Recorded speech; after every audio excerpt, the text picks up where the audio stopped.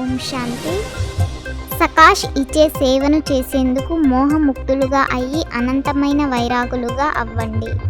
స్నేహము ఎటువంటి శక్తి అంటే అది అన్నింటినీ మరిపింపజేస్తుంది. దేహము గుర్తుకురాదు, దేహ ప్రపంచము గుర్తుకురాదు. స్నేహము శ్రమ నుండి విడిపిస్తుంది.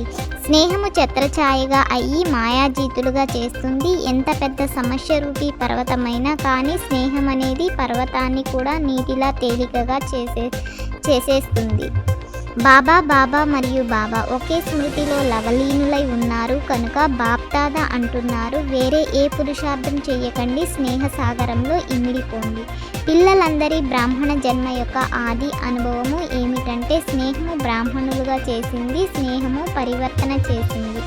శ్రమ నుండి కూడా విముక్తి, అందుకు సాధనం స్నేహంలో ఇమిడిపోయి ఉండండి. ఈ స్నేహం అనే ఛత్రఛాయ లోపలికి మాయ రాలేదు. స్నేహ సాగరం నుండి బయటకు వస్తారు కదా, అప్పుడు మాయ చూసేస్తుంది మరియు తన వారిగా చేసుకుంటుంది. అందుకే అసలు బయటకే రాకండి. సాకారంలో అయితే తోడు యొక్క అనుభవాన్ని సాకార రూపంలో కొద్దిమంది పిల్లలే చేసుకోగలిగేవారు. ఇప్పుడైతే అవ్యక్త రూపంలో పిల్లలు ప్రతి ఒక్కరితో ఎప్పుడు కావాలంటే అప్పుడు తోడు నిర్వర్తిస్తూ ఉంటారు.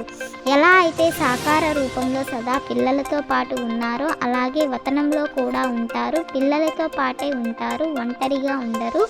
పిల్లలు లేకుండా బాబాకు కూడా మజా అనిపించదు. పిల్లలకు విశేషంగా శ్రమ నుండి ముక్తభవ అన్న వరదానాన్ని ఇస్తున్నారు. ఏ కార్యము చేసినా డబుల్ లైట్గా అయ్యి కార్యమును చెయ్యండి. అప్పుడు శ్రమను మనోరంజనముగా అనుభవం చేస్తారు. ఈ ఒక్క యుగమే పరమాత్మ మరియు ఆత్మలు ఆనందంగా జరుపుకునే యుగము. ఆత్మ పరమాత్మల స్నేహము యొక్క యుగము, మిలనం యొక్క యుగము. కనుక దృఢ సంకల్పం చెయ్యండి. ఈ రోజు నుండి శ్రమ నుండి విముక్తులైపోతారు. బాప్దాదా అయితే ప్రాణాన్ని త్యాగం చెయ్యమని చెప్పరు, పాత ప్రపంచాన్ని త్యాగం చెయ్యండి.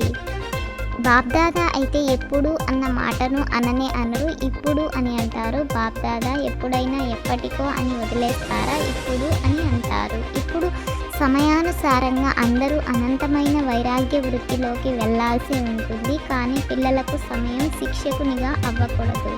ఇప్పుడు సమయానుసారంగా అనంతమైన వైరాగ్య వృత్తిని ఇమర్జి చేయండి. అనంతమైన వైరాగ్య వృత్తి లేకుండా సకాస్ ఇచ్చే సేవ జరగలేదు.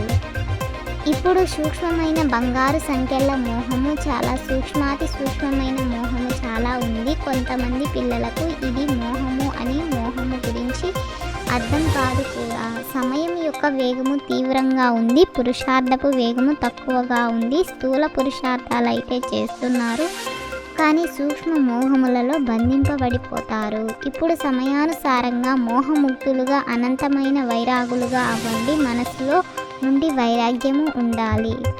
సంకల్పము రూపీ బీజాన్ని సదా సమర్థంగా చేసే జ్ఞాని ఆత్మ భవ.